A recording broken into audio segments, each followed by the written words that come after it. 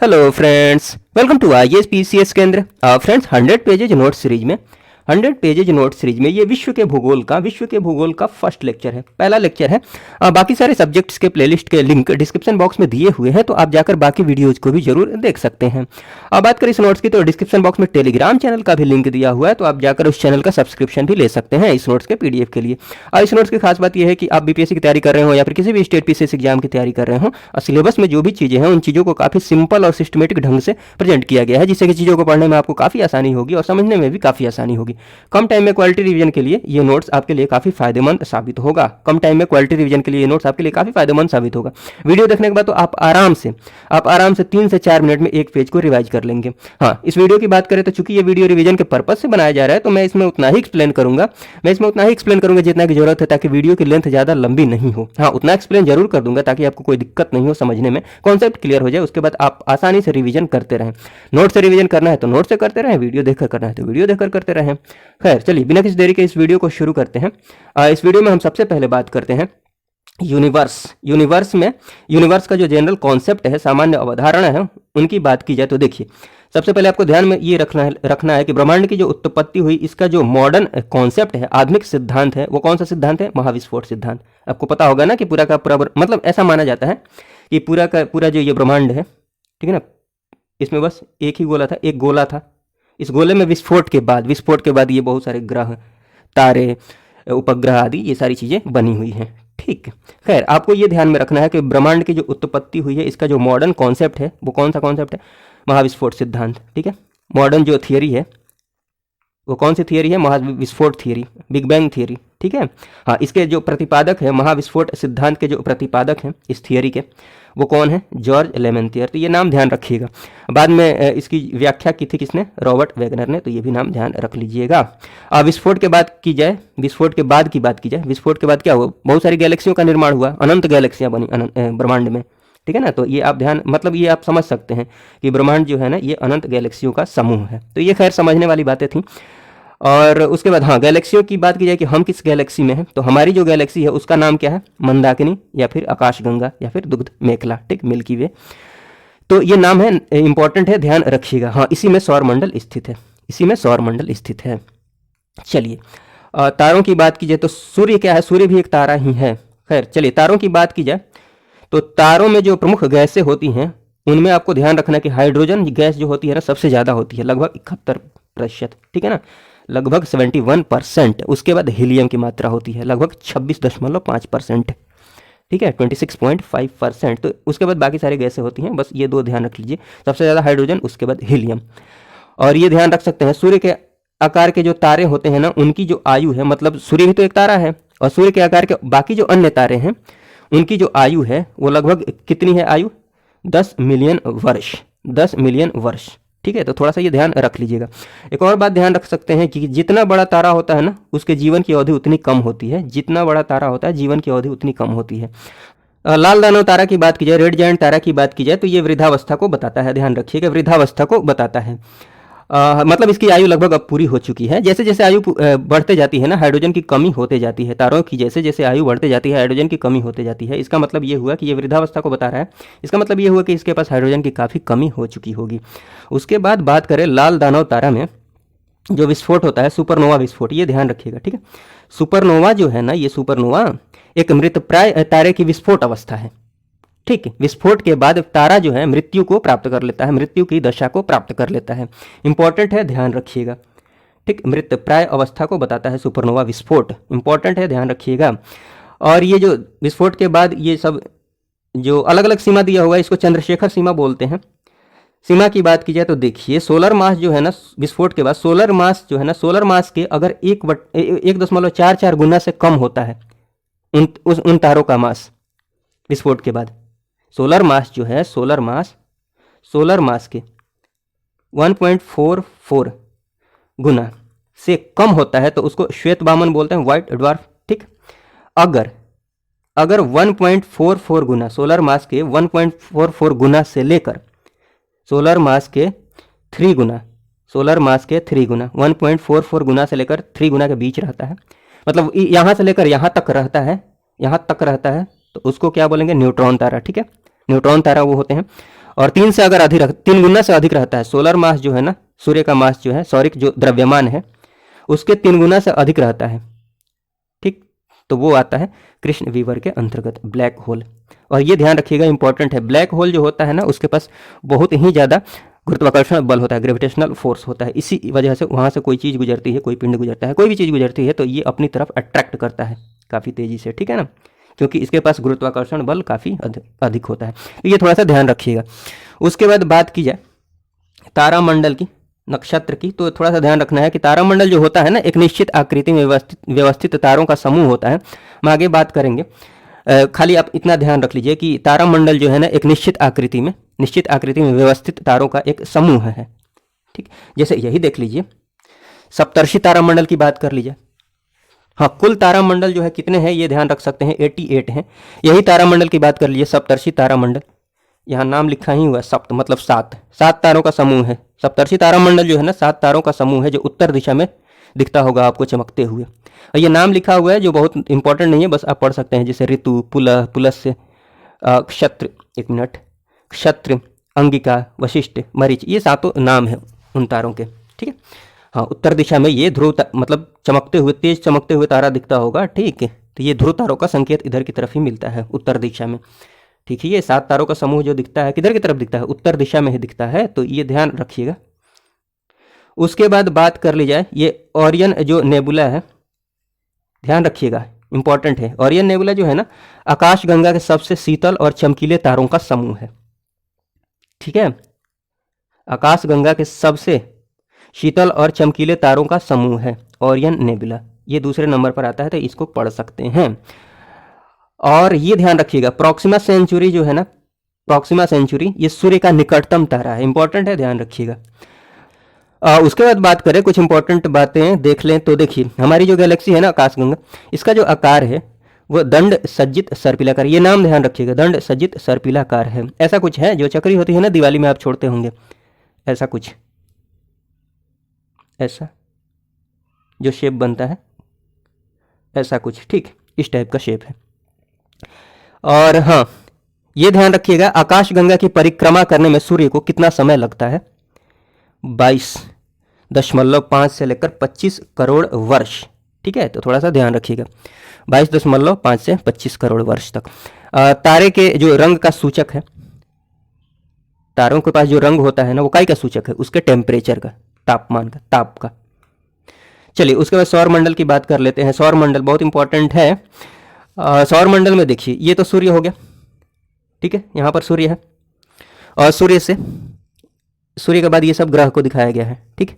तो मैंने कोशिश की है कि फोटो से ही आपको चीज़ें क्लियर हो जाए। देखिए ये सबसे छोटा दिख रहा है, छोटे बड़े की बाद में करेंगे, पहले देख लेते हैं सबसे नज़दीक कौन सा है। तो देखिए सूर्य के सबसे नज़दीक ग्रह कौन सा है, बुध है, मरकरी, वेनस है अर्थात शुक्र है, उसके बाद पृथ्वी है, अर्थ, उसके बाद मंगल है, ठीक, उसके बाद बृहस्पति है, उसके बाद शनि है, उसके बाद अरुण है, उसके बाद वरुण है, ठीक है। तो अगर आप ये फोटो ध्यान में रखते हैं तो रटने की जरूरत नहीं पड़ेगी, आसानी से आप चीज़ों को ध्यान रख सकते हैं। सूर्य से सबसे नज़दीक कौन सा है, बुध है, सबसे दूर कौन सा है, वरुण है, ठीक है, तो ध्यान रखिएगा। तीसरे नंबर पर कौन है, पृथ्वी है, चौथे पर मंगल है। सारी चीज़ें आप आसानी से बता सकते हैं। हाँ, आकार की बात की जाए कि सबसे बड़ा आकार, ग्रहों में सबसे बड़ा आकार किसका है, देखिए मैंने फोटो के ही मतलब जो सबसे बड़ा है उसको सबसे बड़ा दिखाया है, ये सबसे बड़ा दिख रहा होगा, तो बृहस्पति जो है ना ग्रहों में सबसे बड़ा है। उसके बाद उससे छोटा कौन दिख रहा है, शनि, उसके बाद ये अरुण, उसके बाद वरुण, इसके बाद आपको कौन सा दिख रहा है, ये पृथ्वी, उसके बाद कौन सा दिख रहा है, ये शुक्र, उसके बाद ये मंगल, उसके बाद ये बुध, ठीक। तो फोटो से ही आप चीज़ों को ध्यान में रख सकते हैं बिल्कुल आसानी से, कोई दिक्कत नहीं होगी। और ये जो मंगल और बृहस्पति के बीच में ये पिंड दिख रहे हैं छोटे छोटे, ये सब, इनको क्षुद्र ग्रह बोलते हैं, क्षुद्र ग्रह की पट्टी है ये, ठीक। किनके बीच में ये होते हैं, ये मंगल और बृहस्पति के बीच में, इंपॉर्टेंट है, ध्यान रखिएगा, मंगल और बृहस्पति के बीच में ये होते हैं, ठीक है। चलिए अब फिर ये जो मैंने बताया ना, इनको लिखा भी है इसमें, तो आपको टेंशन लेने की जरूरत नहीं है। ये तो खैर चलिए लिख ही दिया है कि सूर्य सौर मंडल जो है हमारा, जो सौर मंडल है उसमें क्या क्या है, सूर्य है, ग्रह हैं, उपग्रह हैं, क्षुद्र ग्रह हैं, उल्का है, ठीक है ना, धूमकेतु है, आदि चीज़ें हैं, ये सब सौर मंडल के अंतर्गत ये सारी चीज़ें आती हैं। ये तो खैर जानने वाली बात है। आगे जो इंपॉर्टेंट बातें आपको जाननी है, और हाँ ये ध्यान रख लीजिएगा, चलिए इसकी बात हम अभी करेंगे, आगे लिखा हुआ है। यहाँ देखिए, पहले आकार की बात कर लेते हैं। आकार की बात कीजिए तो मैंने बता दिया है, फोटो से भी आप ध्यान रख सकते हैं, भले मैंने यहाँ पर लिख दिया है। बृहस्पति सबसे बड़ा, उसके बाद शनि, उसके बाद अरुण, उसके बाद वरुण, उसके बाद पृथ्वी, उसके बाद शुक्र, उसके बाद मंगल, उसके बाद बुध। और सूर्य से दूरी के क्रम में सबसे दूर कौन सा है? वरुण है। ठीक है, दिख भी रहा था आपको। उसके बाद कौन है? अरुण है। उसके बाद शनि, फिर बृहस्पति, मंगल, पृथ्वी, शुक्र। सबसे नजदीक में कौन सा है? शुक्र है, क्या बोलते हैं, बुध है। और उसके बाद घनत्व की बात कीजिए, सबसे ज्यादा डेंसिटी किसके पास है? इंपॉर्टेंट है, क्वेश्चन पूछा भी गया था। एक नाम भी ध्यान रखते हैं तो काम चल जाएगा। सबसे ज्यादा जो डेंसिटी है, सबसे अधिक घनत्व किसका है? पृथ्वी का है। इसकी डेंसिटी सबसे अधिक है, इंपॉर्टेंट है, ध्यान रखिएगा। हाँ, ये पार्थिव या फिर आंतरिक ग्रह किनको बोलते हैं? ये एक मिनट यहाँ देख लीजिए। आंतरिक ग्रह ये हैं, इसके इधर वाले ये आंतरिक ग्रह हो जाएंगे और इधर वाले ये चारों ग्रह बाह्य ग्रह। ठीक, तो ये रटने वाली कोई बात है नहीं, आराम से ध्यान रख सकते हैं। लेकिन हाँ, ये ध्यान रखिएगा कि पार्थिव ग्रह के अंतर्गत कौन कौन से ग्रह आते हैं? बुध, शुक्र, पृथ्वी, मंगल। ठीक है ना, आंतरिक ग्रह के अंतर्गत। बृहस्पति अर्थात जोवियन ग्रह के अंतर्गत, बाह्य ग्रह के अंतर्गत कौन कौन से ग्रह आते हैं? बृहस्पति, शनि, अरुण, वरुण। सर्वाधिक गुरुत्वाकर्षण बल जो होता है किनके पास, किसके पास होता है? बृहस्पति के पास। तो ये थोड़ा सा ध्यान रख लीजिएगा। सबसे ज़्यादा जो गुरुत्वाकर्षण बल होता है, मतलब इस पर अगर कोई वस्तु छोड़ते हैं तो ये इस त्वरण से नीचे की तरफ गिरेगी। पृथ्वी पर छोड़ते हैं तो 9.8, पृथ्वी पर जो एक्सेलरेशन है वो 9.8 मीटर पर सेकंड स्क्वायर है, पृथ्वी के गुरुत्वाकर्षण बल की वजह से। ठीक है, चलिए, हाँ ये मैंने छोड़ा था अभी नीचे, देख लीजिए, यही नीचे वही लिखा हुआ था यहाँ पर, टेंशन नहीं लीजिएगा। यहाँ पर जो नीचे लिखा हुआ है ना, ये सेम बात है। यहाँ पर ध्यान ये रखना है आपको, ये इंपॉर्टेंट है। मतलब सूर्य जो है ना ब्रह्मांड के केंद्र में है। ठीक, सूर्य जो है ब्रह्मांड के केंद्र में है तथा पृथ्वी जो है ना उसकी परिक्रमा करती है। सूर्य जो है ब्रह्मांड के केंद्र में है और पृथ्वी इसकी परिक्रमा करती है ऐसे। ठीक है ना, इलिप्टिकल पाथ में, दीर्घ वृत्ताकार पाथ बोलते हैं उसको, इलिप्टिकल पाथ में। हाँ, लेकिन ये बात ध्यान, ये किसने बोला था? ये किसने बताया था? कोपरनिकस ने। इंपॉर्टेंट तो है, लेकिन कोपरनिकस से पहले भी बता दिया था किसने? वराहमिहिर ने, कि चंद्रमा जो है ना पृथ्वी का चक्कर लगाता है और पृथ्वी जो है ना वो सूर्य की परिक्रमा करती है। ये 6ठी शताब्दी में ही बता दिया था वराहमिहिर ने। ठीक, हालांकि ये ऑप्शन में नहीं होता है, ज़्यादातर यही होता है, तो ये बात भी ध्यान रखिएगा। चलिए, उसके बाद बात करें तो देखिए, सूर्य की बात कर लेते हैं। एक मिनट, सूर्य की बात करें तो सूर्य की स्थिति की बात की जाए तो चलिए, सौर मंडल के केंद्र में है, इसी की सब परिक्रमा करते हैं जो भी ग्रह हैं। उसके बाद आकार की बात की जाए तो पृथ्वी से 109.2 गुना है। किसका आकार? सूर्य का आकार काफ़ी बड़ा है, पृथ्वी से 109.2 गुना बड़ा है। इंपॉर्टेंट डेटा है, ध्यान रखिएगा। और हाँ, सूर्य के केंद्र में जो पदार्थ पाए जाते हैं वो ध्यान रख सकते हैं, गैस और प्लाज्मा पाए जाते हैं। प्लाज्मा जो है ना ये चौथी अवस्था, जैसे कि आपको बेसिकली पता होगा ना, ठोस, द्रव, गैस, ये 3 अवस्थाएं हैं पदार्थ की, लेकिन एक चौथी अवस्था होती है जिसको प्लाज्मा बोलते हैं। तो ये थोड़ा सा ध्यान रखिएगा, गैस और प्लाज्मा सूर्य के केंद्र में पाए जाते हैं ये वाले पदार्थ। उसके बाद सतह का तापमान जो होता है ना सूर्य का, लगभग इतना होता है, 5500 डिग्री सेल्सियस। ऊर्जा की बात की जाए तो नाभिकीय संलयन के द्वारा ऊर्जा प्राप्त होती है। इंपॉर्टेंट है, बहुत इंपॉर्टेंट है, ध्यान रखिएगा। सूर्य से जो ऊर्जा प्राप्त होती है नाभिकीय संलयन के द्वारा, न्यूक्लियर फ्यूजन के द्वारा। नाभिकीय संलयन में क्या होता है ना कि 2 या उससे अधिक नाभिक मिलकर एक बड़े नाभिक का निर्माण कर लेते हैं। और विखंडन में क्या होता है, फिजन में क्या होता है कि एक बड़ा नाभिक टूटकर 2 या उससे अधिक नाभिक में बदल जाते हैं। ठीक, खैर, ऊर्जा जो प्राप्त होती है ना सूर्य से, वो नाभिकीय संलयन के द्वारा, याद रखिएगा, नाभिकीय संलयन इंपॉर्टेंट है। सूर्य ग्रहण की बात की जाए, देखिए इसको समझाने की कोशिश करता हूँ। मान लीजिए ये पृथ्वी है, यहाँ पर चंद्रमा है, यहाँ पर सूर्य है। सूर्य से प्रकाश जो है वो इस पृथ्वी पर आती है, लेकिन अगर बीच में चंद्रमा आ जाता है तो इसका जो प्रकाश है ये पृथ्वी तक नहीं पहुँच पाएगा। ठीक है, सूर्य नहीं दिखता है, दिन में ही सूर्य नहीं दिखेगा अगर चंद्रमा बीच में आ जाता है तो। ठीक, इसी को सूर्य ग्रहण बोलते हैं।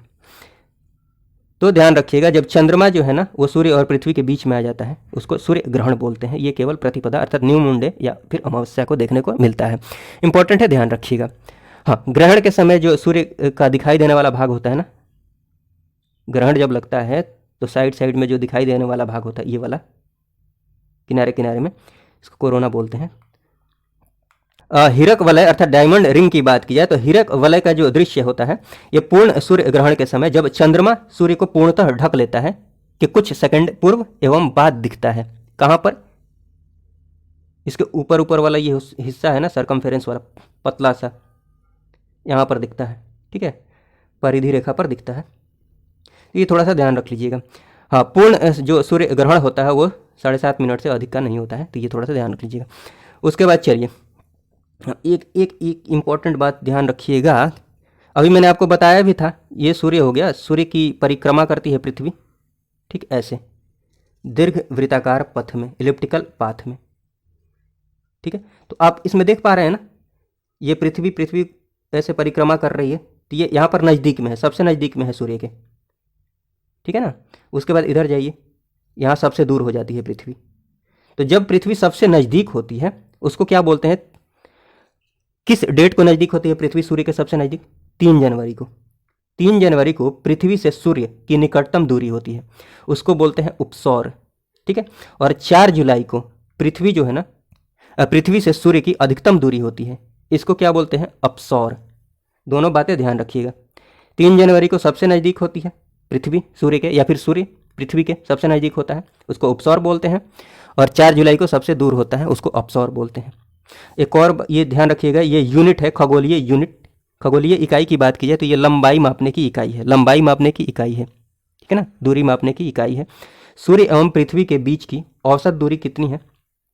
149.6 मिलियन किलोमीटर के बराबर है।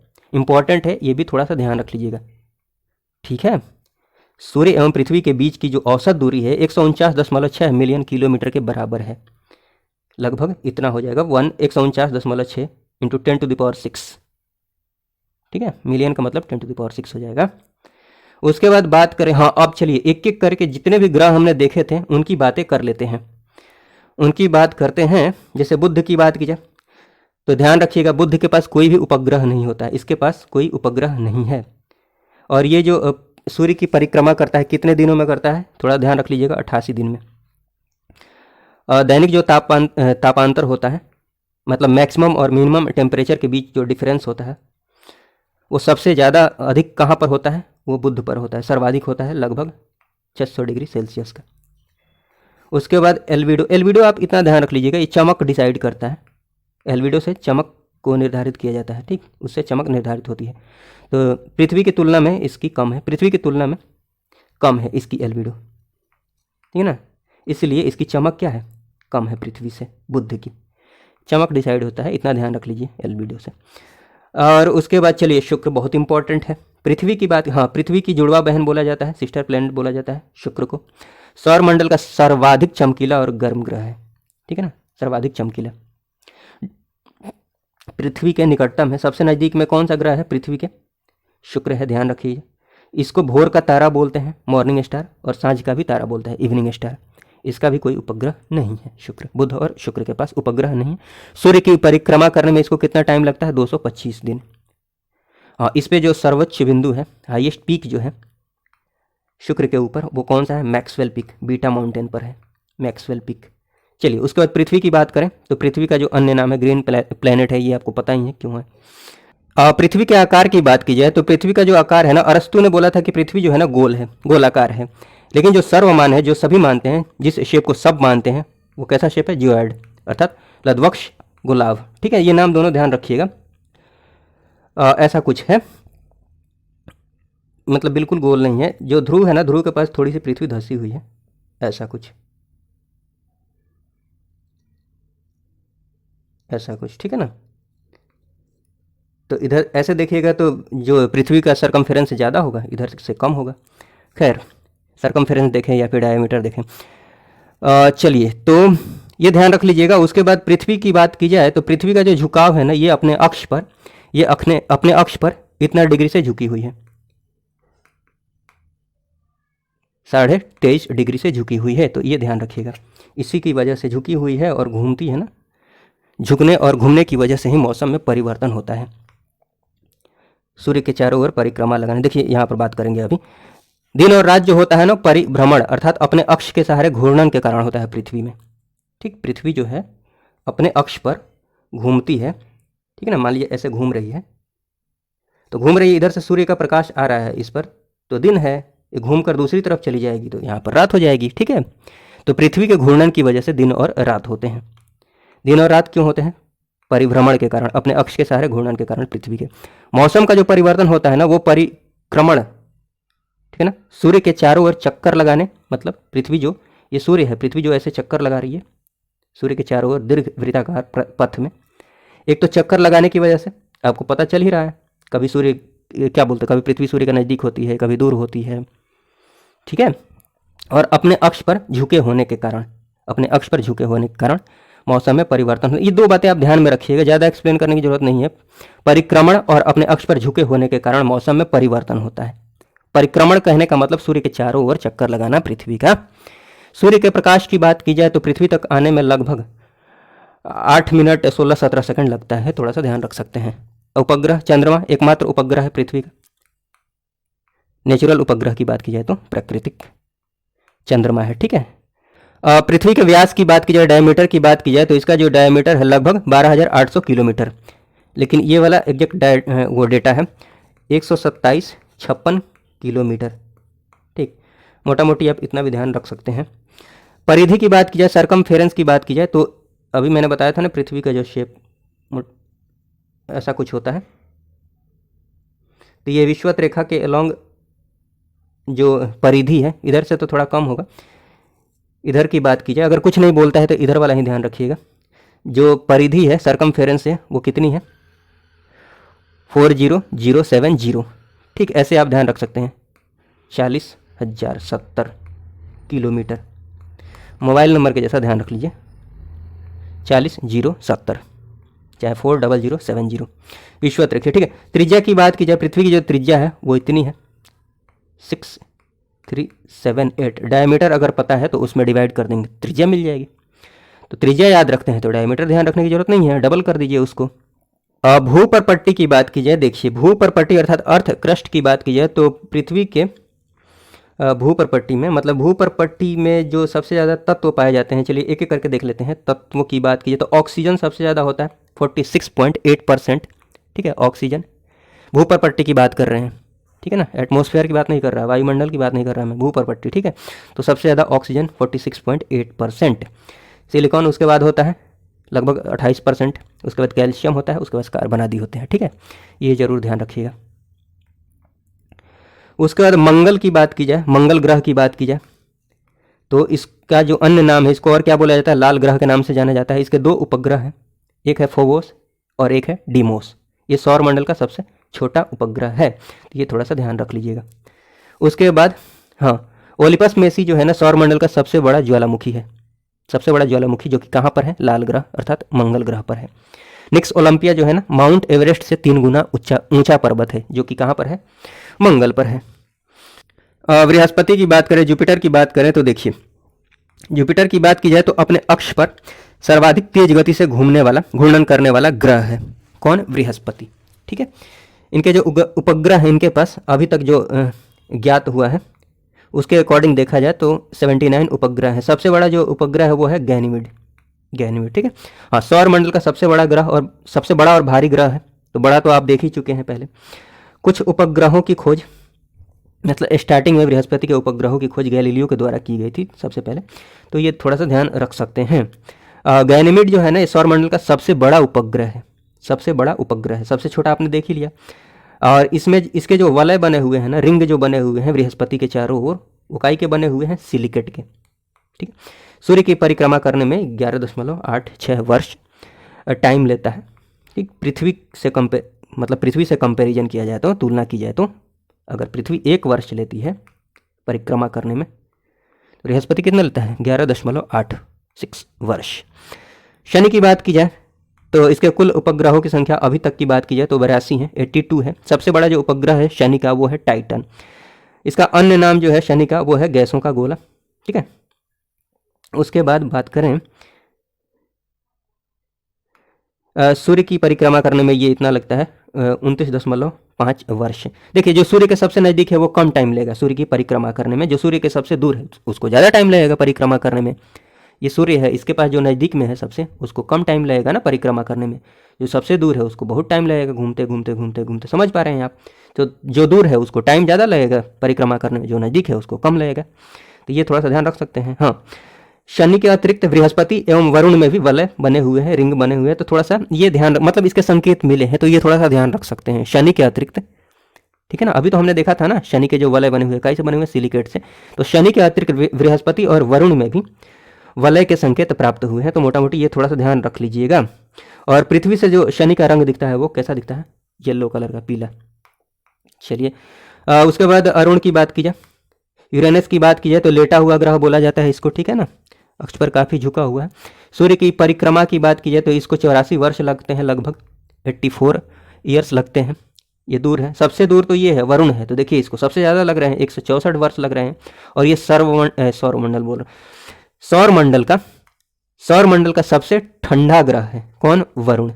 सबसे ठंडा ग्रह है वरुण। ये काफ़ी दूर भी है, सूर्य का प्रकाश वहाँ तक पहुँचने में, हालांकि ये कोई रीजन नहीं हुआ, लेकिन एक तरह से आप ऐसे ध्यान रख सकते हैं कि काफ़ी दूर है, ठीक ना, सूर्य से काफ़ी दूर है, इसलिए उसका जो टेम्परेचर है वहाँ पर काफ़ी कम होता है, इसलिए काफ़ी ठंडा ग्रह है। हाँ, इंपॉर्टेंट बात एक और ध्यान रख लीजिएगा, शुक्र और जो अरुण है ये पूर्व से पश्चिम में घूमते हैं। बाकी सारे ग्रह जो है ना वो पश्चिम से पूर्व की तरफ घूमते हैं, पश्चिम से पूर्व की तरफ घूमते हैं, इसीलिए वहां पर सूर्योदय पूर्व में होता है और सूर्यास्त पश्चिम में होता है। लेकिन शुक्र और अरुण जो है ये पूर्व से पश्चिम में घूमते हैं, उल्टा ध्यान रखना है, पूर्व से पश्चिम में घूमेंगे, इसलिए यहाँ पर सूर्योदय जो होगा ना वो पश्चिम में होगा और सूर्यास्त जो होगा वो पूर्व में होगा। ठीक है, तो ये लिख दिया है। चंद्रमा की बात कर लेते हैं, मून की बात कर ली जाए तो देखिए पृथ्वी का एकमात्र प्राकृतिक उपग्रह है ये, वायुमंडल का यहाँ पर अभाव है, सौरमंडल का सबसे मतलब 5वां सबसे बड़ा उपग्रह है। ठीक, तो चंद्रमा के बारे में इतना ध्यान रखने के बाद इसकी दूरी की बात की जाए, पृथ्वी से चंद्रमा की दूरी तो वो इतनी है। औसत दूरी आप ध्यान रख लीजिए, ये न्यूनतम अधिकतम याद रखने की जरूरत है नहीं, औसत दूरी ध्यान रख लीजिए 384 किलोमीटर। ठीक है, उसके बाद बात की जाए, हाँ, जीवाश्म ग्रह के नाम से भी जाना जाता है किसको? चंद्रमा को। चंद्र ग्रहण की बात की जाए, देखिए इसको समझाने की कोशिश करता हूँ, सूर्य ग्रहण जैसा ही कॉन्सेप्ट है। मान लीजिए ये पृथ्वी है, इधर की तरफ सूर्य है, यहाँ मान लेते हैं चंद्रमा है, यहाँ पर सूर्य है, पृथ्वी यहाँ पर है, ये सूर्य इधर है, इसका मतलब इधर की तरफ पृथ्वी पर रात होगी, इधर की तरफ रात होगी। ठीक है, इसमें कोई दिक्कत की बात नहीं है। लेकिन इस सूर्य का प्रकाश जब चंद्रमा तक पहुँचेगा, ठीक है ना, चंद्रमा के पास अपना कोई प्रकाश नहीं होता है, ठीक, ध्यान रखिएगा। तो जब सूर्य का प्रकाश चंद्रमा तक पहुँचेगा, इसी प्रकाश को ये चंद्रमा रिफ्लेक्ट करके पृथ्वी तक भेजता है, तो चंद्रमा जो है ये चमकता हुआ दिखाई देता है। ठीक, आप समझ रहे हैं, ये आपको पता है। अब देखिए, अब मान लीजिए ये पृथ्वी है, यहाँ पर है सूर्य, यहाँ पर है चंद्रमा, पृथ्वी बीच में है, ध्यान दीजिएगा। अब सूर्य का प्रकाश जो है पृथ्वी की वजह से चंद्रमा तक नहीं पहुँच पाएगा, जिसकी वजह से चंद्रमा जो है चमकता हुआ नहीं दिखाई देगा, क्योंकि चंद्रमा के पास अपना प्रकाश तो होता नहीं है कि खुद से वो चमकेगा। जब तक सूर्य का प्रकाश वहाँ नहीं पहुँचेगा तब तक वो नहीं चमकेगा। ठीक है, तो जब पृथ्वी चंद्रमा और सूर्य के बीच आ जाती है उसी केस को चंद्र ग्रहण बोला जाता है। तो ध्यान रखिएगा, यहाँ पर मैंने लिखा हुआ भी है, चंद्र ग्रहण जो है ना सूर्य एवं चंद्रमा के बीच पृथ्वी के आ जाने की स्थिति है। हाँ, ये सदैव पूर्णिमा के दिन चंद्र ग्रहण लगता है, ये थोड़ा सा ध्यान रखिएगा। अर्ध चंद्र की स्थिति की बात की जाए तो पृथ्वी के रेस्पेक्ट में बात करें तो पृथ्वी के रेस्पेक्ट में, मान लीजिए पृथ्वी है, इधर की तरफ चंद्रमा है, इधर की तरफ सूर्य है, तो पृथ्वी के रेस्पेक्ट में इन दोनों के बीच में 90 डिग्री का एंगल बनता है। ठीक है, 90 डिग्री का, तो ये थोड़ा सा ध्यान रख सकते हैं, सूर्य पृथ्वी तथा चंद्रमा के बीच का कोण कितना हो जाता है? 90 डिग्री। परिक्रमण पथ मैंने बता ही दिया है, दीर्घ वृत्ताकार इलिप्टिकल होता है, मतलब ऐसे नहीं होता है, सर्कुलर हो गया, वृत्ताकार हो गया, ऐसा होता है, ऐसा। ठीक है, ये सूर्य है, ये पृथ्वी। उसके बाद बात की जाए, चलिए उसके बाद बात कर लेते हैं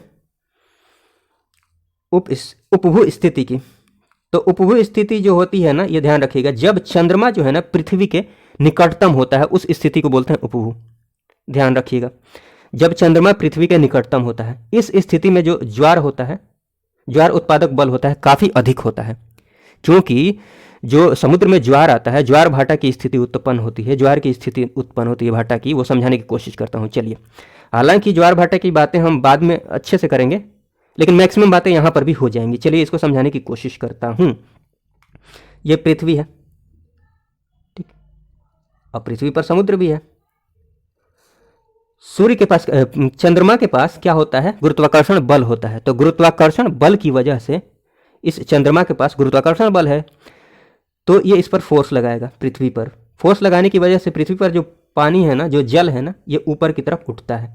ठीक ऐसे गुरुत्वाकर्षण बल की वजह से, समझिएगा इस बात को।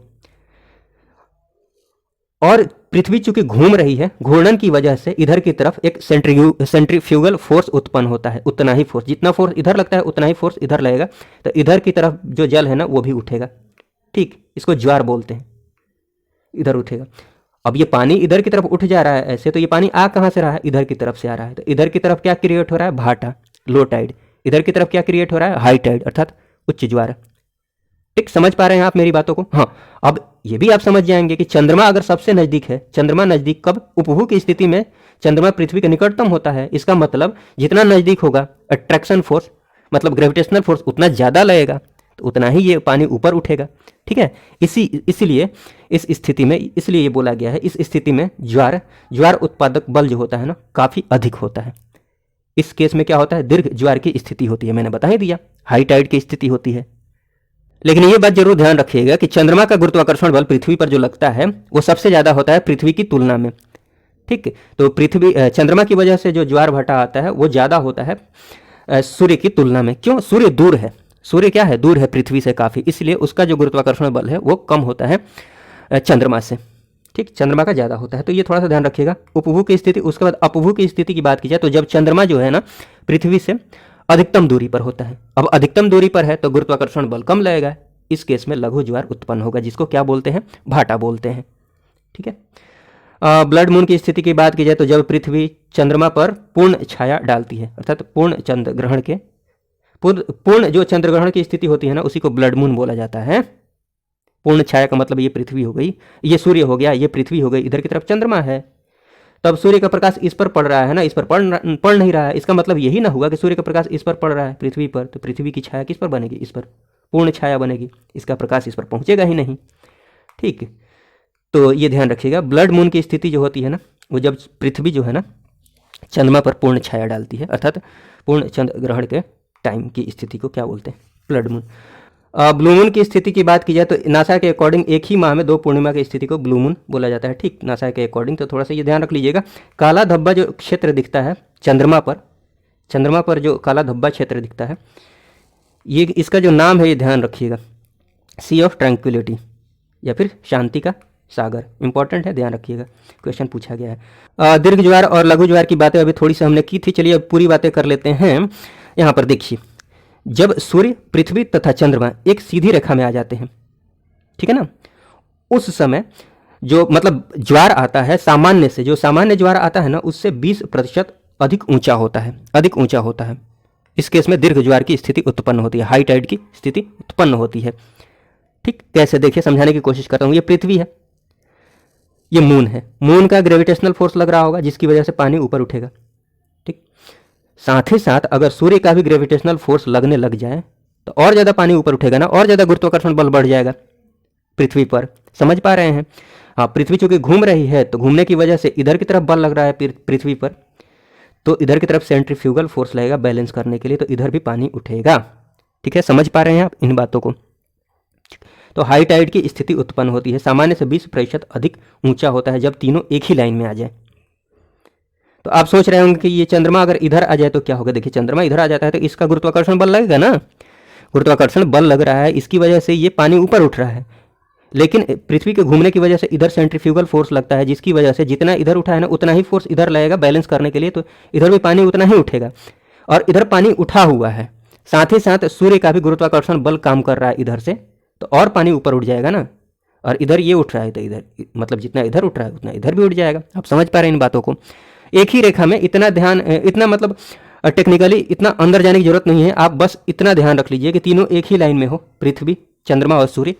ठीक है, तो दीर्घ ज्वार की स्थिति उत्पन्न होगी, मतलब सामान्य जो ज्वार आता है, टाइड आता है, उससे 20% अधिक मतलब ऊंचा होगा वो ज्वार, जिसको हाई टाइड बोलते हैं, दीर्घ ज्वार बोलते हैं। लघु ज्वार की बात की जाए, लो टाइड की बात की जाए, तो ये सामान्य जो ज्वार होता है ना उससे लगभग 20% कम ऊंचा होता है। कब? जब सूर्य, पृथ्वी एवं चंद्रमा के बीच समकोणीय स्थिति बन जाती है, 90 डिग्री का कोण बन जाता है पृथ्वी के रेस्पेक्ट में सूर्य चंद्रमा के बीच में। ठीक है, कैसे समझाने की कोशिश करता हूँ। मान लीजिए पृथ्वी है, इधर की तरफ चंद्रमा है, चंद्रमा की वजह से जो ग्रेविटेशनल फोर्स लगेगा पृथ्वी पर, इसकी वजह से पानी ऊपर उठेगा। जितना पानी इधर उठ रहा है उतना ही इधर भी उठेगा, सेंट्रीफ्यूगल फोर्स की वजह से इधर की तरफ। ठीक है, अब देखिए, मान लीजिए अच्छा ये पानी जो जा रहा है, ये उठ रहा है, तो पानी आ कहाँ से रहा है? इधर से आ रहा है ना। अब इधर की तरफ सूर्य भी आ जाए तो सूर्य की वजह से भी ग्रेविटेशनल फोर्स लगेगा, गुरुत्वाकर्षण बल लगेगा, तो इसकी वजह से इधर भी तो पानी उठना चाहिए ऊपर, तो इसलिए इधर भी उठता है। तो इधर वाला जो पानी ये उठ रहा है ना, अगर ये सूर्य इसी के मतलब इसी के साथ इसी की रेखा में होता तो ये वाला पानी भी इधर ही उड़ जाता, लेकिन सूर्य की वजह से इधर उड़ जा रहा है। ठीक है, इसलिए ऐसी स्थिति आ रही है, लो ज्वार की स्थिति आ रही है। तो ये थोड़ा सा ध्यान रखिएगा। अब खाली एंगल ध्यान रखिए ना भाई कि सूर्य पृथ्वी एवं चंद्रमा के बीच में अगर समकोणीय स्थिति बनती है तो लघु ज्वार की स्थिति उत्पन्न होगी, और सीधी रेखा में है तो दीर्घ ज्वार की स्थिति उत्पन्न होगी। इतना ध्यान रखिए, काम चल जाएगा। खैर चलिए, इस वीडियो की लेंथ ज़्यादा लंबी हो जाएगी, इसलिए इस वीडियो में बस इतना ही रहने देते हैं, बाकी बातें अगले वीडियो में करेंगे। इस वीडियो को देखने के लिए आपका बहुत बहुत धन्यवाद। जय हिंद, जय भारत।